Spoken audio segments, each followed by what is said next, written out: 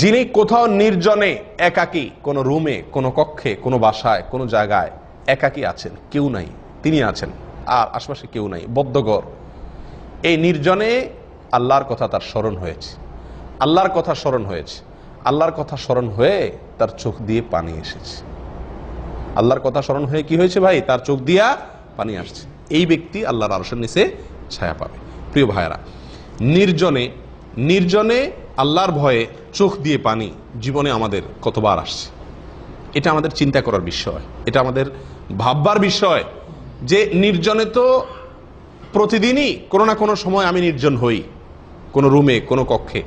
এই নির্জনে একাকী নিঃসঙ্গ যখন থাকি, কেউ আশেপাশে থাকে না, আল্লাহর কথা স্মরণ হয়ে, আখিরাতের কথা স্মরণ হয়ে আমার চোখের পানি কতদিন আসছে, এটি হিসাব কষার সময় এসেছে। প্রিয় ভাইরা, নির্জনতার সুযোগ পেয়ে অপকর্ম করেছি, হারাম জিনিস দেখেছি, হারাম কাজ করেছি, কেউ নাই সেই সুযোগে, এরকম ঘটনা জীবনে হাজার লাখবার আমাদের জীবনে ঘটে। কিন্তু নির্জনতার সুযোগ পেয়ে আল্লাহর কথা স্মরণ হয়ে, জাহান্নামের কথা স্মরণ হয়ে চোখের পানি ছেড়ে দিয়েছি, এই ঘটনা জীবনে কতবার হয়েছে, এটি আমাদের এখনই হিসাব কষার সময় হয়ে গেছে। প্রিয় বন্ধুগণ, তাহলেই আল্লাহর আরশের নিচে ছায়া পাওয়া যাবে যদি আমার নির্জনতাটুকু কাটে কিসে? আল্লাহর ইবাদতে, আল্লাহর ভয়ে।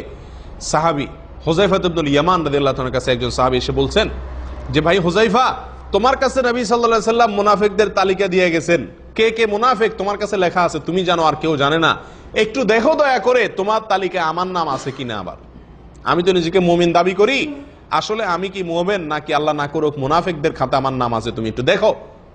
হুযায়ফা ইবনুল ইয়ামান রাদিয়াল্লাহু তাআলা তাকে প্রশ্ন করলেন, আতুসাল্লি ইযা খালাউত, তুমি যখন নির্জনে একাকী হও, কেউ থাকে না, তখন তুমি সেটাকে সুযোগ মনে করে যে কেউ দেখছে না, আল্লাহর সঙ্গে আমার একান্তে কথোপকথনের, আল্লাহর সঙ্গে আমার ভাব বিনিময়ের, অন্তরঙ্গ হওয়ার, আল্লাহর খুব কাছাকাছি যাওয়ার এক আবেগময় পরিবেশ এখন আছে, কেউ নাই, এই মুহূর্তে তুমি একাকী সালাত পড়তে, নামাজ পড়তে তোমার ভালো লাগে কিনা, তুমি একাকী নির্জনে কখনো নামাজ পড়ো কিনা?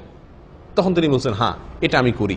তখন হুযায়ফা রাদিয়াল্লাহু তাআলা বললেন যে, তাহলে তুমি নিশ্চিত থাকতে পারো তোমার নাম মুনাফিকদের খাতায় নাই। এটা ইমানদারের মার্কা, ইমানদারের আলামত যে ইমানদার গোপনে ইবাদত করতে কি করবে? পছন্দ করবে। ইমানদার গোপনে ইবাদত করতে কি করবে? পছন্দ করবে। কেউ দেখবে না, আমার মালিক দেখবে, কেউ আমাকে দেখছে না, কেউ জানে না, শুধু আল্লাহ দেখছেন।